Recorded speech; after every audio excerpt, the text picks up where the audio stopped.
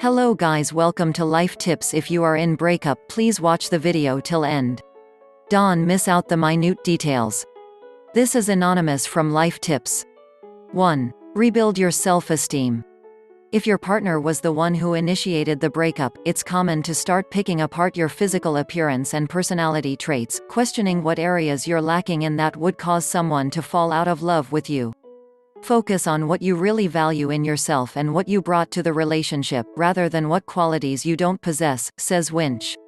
Write a list and think of traits that speak to your character, emotional strengths, skill sets, abilities, and any other quality that has value in a relationship.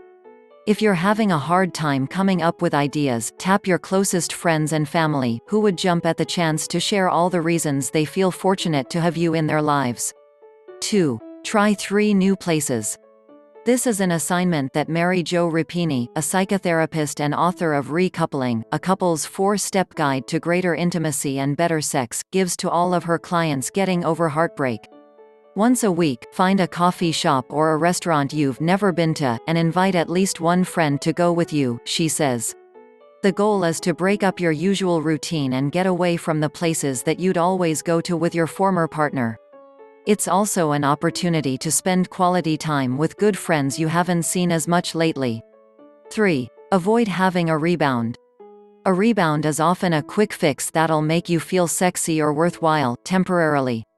Once that high wears off, you may just feel nothing but guilt, according to Rapini. A lot of my clients express remorse after a rebound because their investment was superficial while other people put their feelings on the line, she says.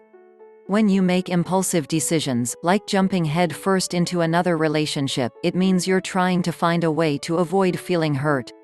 Acknowledge the hurt and understand that being a responsible person means dealing with it. Be willing to go into the pain. 4. Take a realistic walk down memory lane. When your mind eventually wanders and you start reminiscing about all the good times you two had, you're likely forgetting to factor in the bad parts. You know, the stuff you purposely left out when recapping romantic getaways or date nights for friends. Your first thought may be, oh, that vacation was so perfect. Remind yourself of how you two didn't speak for 24 hours because you had an argument on the plane ride there, says Winch. Remind yourself that you would start every trip so anxious because your partner never got to the airport on time. In other words, make it a point to introduce the negative stuff, because your mind will only reinforce the positive. Keep the picture real. 5. Write down all of their negative qualities. Mom told you if you don't have anything nice to say then, well, you know the rest. However, she'd make an exception this one time. Compile a list of all the ways this person wasn't good for you, recommends Winch. Think of every annoying quality they possessed as well as all the compromises you had to make in the relationship. Keep that list on your phone so you can refer back to it whenever you start thinking they were so perfect.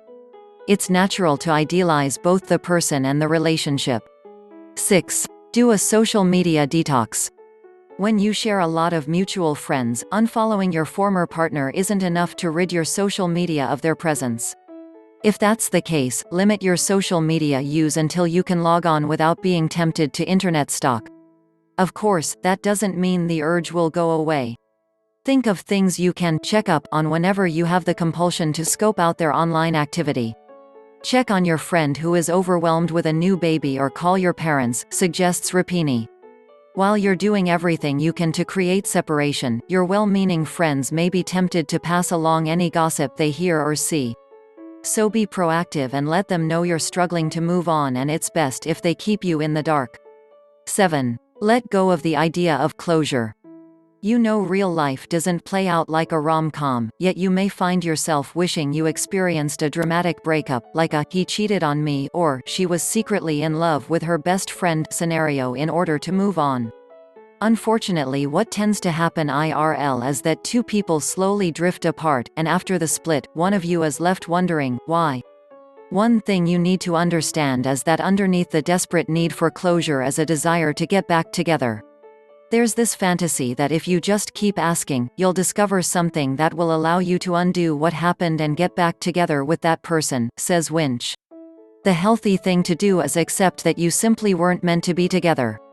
If the other person isn't able to articulate why they no longer want to be with you, tell yourself that the fact that your former partner couldn't commit, or didn't love you enough, is all the explanation you need to properly close that chapter.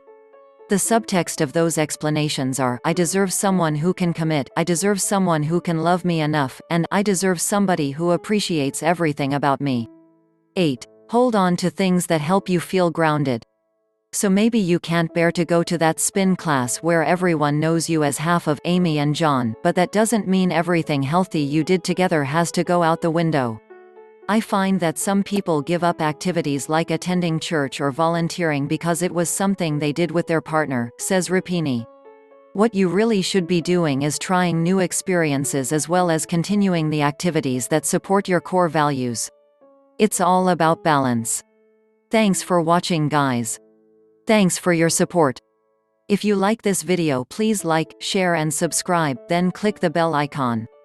Have a good day, guys.